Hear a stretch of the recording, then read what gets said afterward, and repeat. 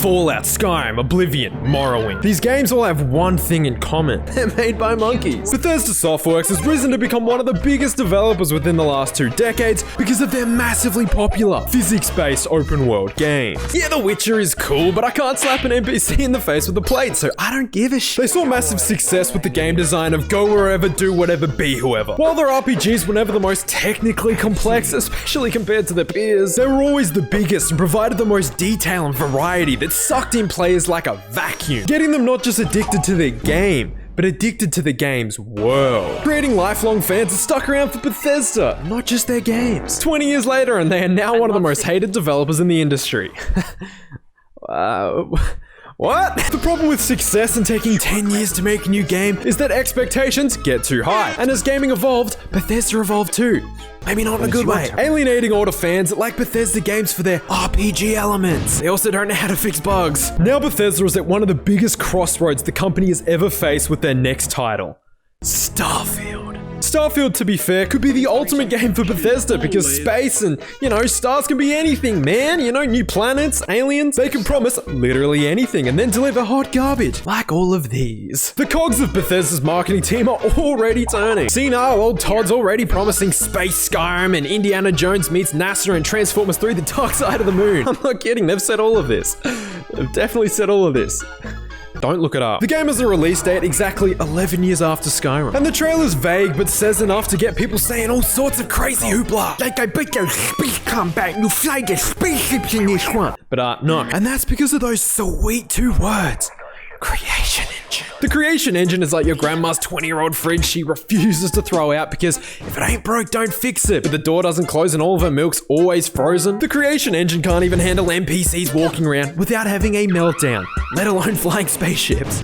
Also, did you know the reason why there's no real ladders in any Bethesda game is that climbing them just completely destroys the game? Quote Todd Howard. The creation engine, it just works as long as you don't like ladders. Prior to the announcement of StarField in March 2021 on a cold Australian morning, I was greeted to the lovely news that Xbox acquired Bethesda for a hefty sum of my entire extended family's net worth. Tripled and then multiplied by 500 and then adding an extra 7.2 million. Do I take it they're expecting a lot from Bethesda?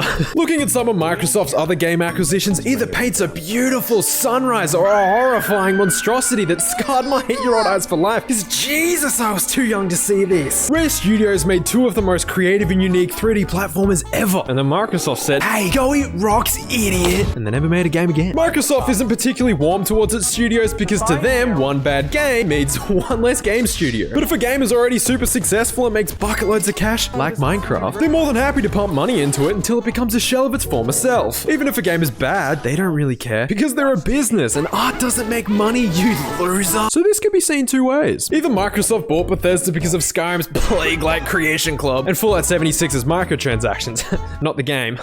The game was terrible. So they might pump the paid mods and mahogany floorboards through the roof and StarField becomes a StarField of overpriced skins and bad DLC. Well, since Xbox is trying to be the good guys now with backwards compatibility and cross-platform multiplayer, maybe they'll force Bethesda to not be complete lying scumbags and just make a damn good game. But at this point, what even is a good Bethesda game? One of the weirdest parts about Bethesda as a company is that they can say, yeah, we own this.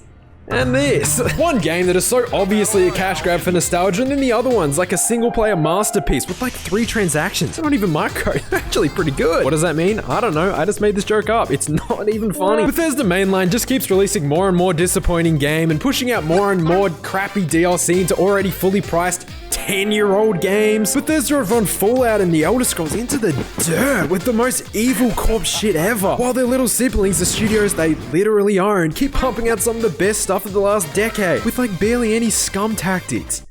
I just don't understand. Because of this variety, Bethesda have acquired such a skewed and varied audience that all want different things. They've got older fans from Morrowind and New Vegas that just don't shut up about real RPGs. But then they've got the new fans from Fallout 76 and Doom that don't care about any of that and just want to shoot things. And while RPGs are kind of a dying breed now, games like Cyberpunk prove that there's still an audience for a real RPG.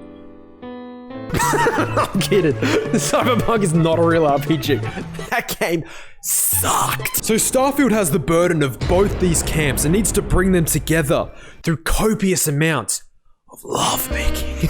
A lot of people say Bethesda have been dumbing down their RPGs, and I don't really agree with that, because they were never good RPGs to begin with. People talk about how mysticism was removed from Morrowind and Oblivion for Skyrim, which I agree, yeah, it sucks. But being able to fly just completely breaks the game. There's no need for a fast travel spell because you can just fast travel. And don't get me wrong, there's more valid issues, and we'll get into that. But people don't talk about what was added in the modern games, such as the rune spells. In Skyrim, you can play as stealthy destruction, Macaulay Culkin mage, setting traps and home-aloning bandits in their own dungeons. And I'm not saying this is the most fleshed out system, but Oblivion had 3 types of destruction spells that scaled in damage as you leveled up. I prefer the Home Alone simulator. What are you gonna do, invade my house? Yeah, step in my house, I dare ya. I got runes, bitch. Fallout 4 made it so that you can hotkey grenades instead of equipping it as your main weapon, essentially evolving the explosive skill. Kinda controversial, settlements are actually pretty baller. Sorry I don't always want to be debating the morality of misogynistic slave owners. Shit man, sometimes I just want to build a totally innocent house. Now we have come to the peak of this video. Oh, those 2 sweet little words. Every game Bethesda mainland has made since Morrowind has been made on some version of the creation engine. Which is funny because as they kept making it, they progressively got worse. The creation engine lets you put a bucket over an NPC's head and then steal everything from their store without them knowing because they're blind now. And yeah, Bethesda, I get it. Physics are cool. But this is clearly a complete mess. You see, the levitation spell was removed because what's the point of pouring hours of development into making a handcrafted super deep dungeon when the player can just fly to the end? But also deja vu because it broke the game. Apparently Oblivion can't handle flying and these bomb-ass graphics.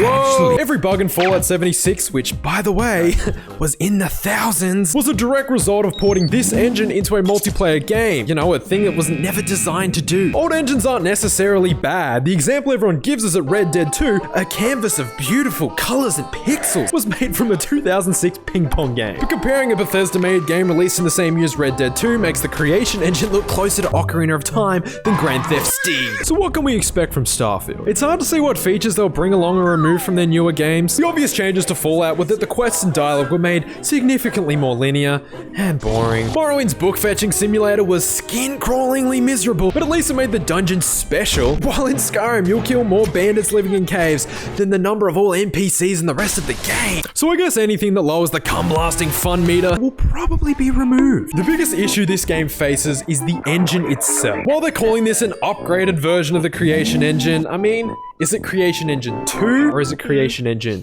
2? Regardless, the bugs need to be handled properly and early. Cyberpunk's shown that super buggy games aren't just scummy, but also maybe illegal.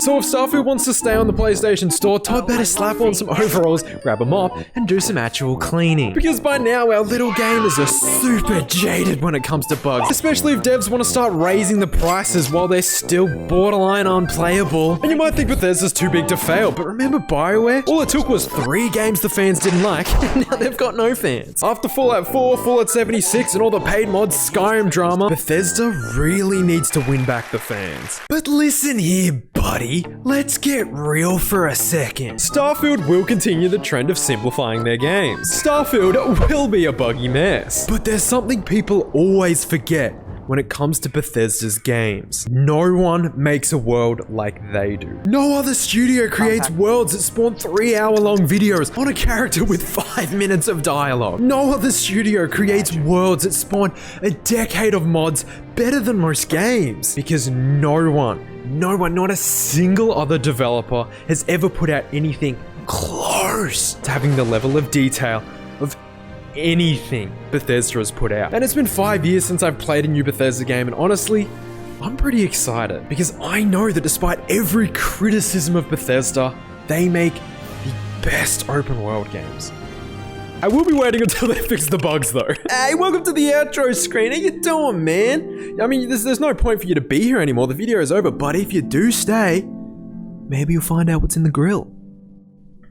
Like what's cooking. It could be meat. Could be my meat. Or not.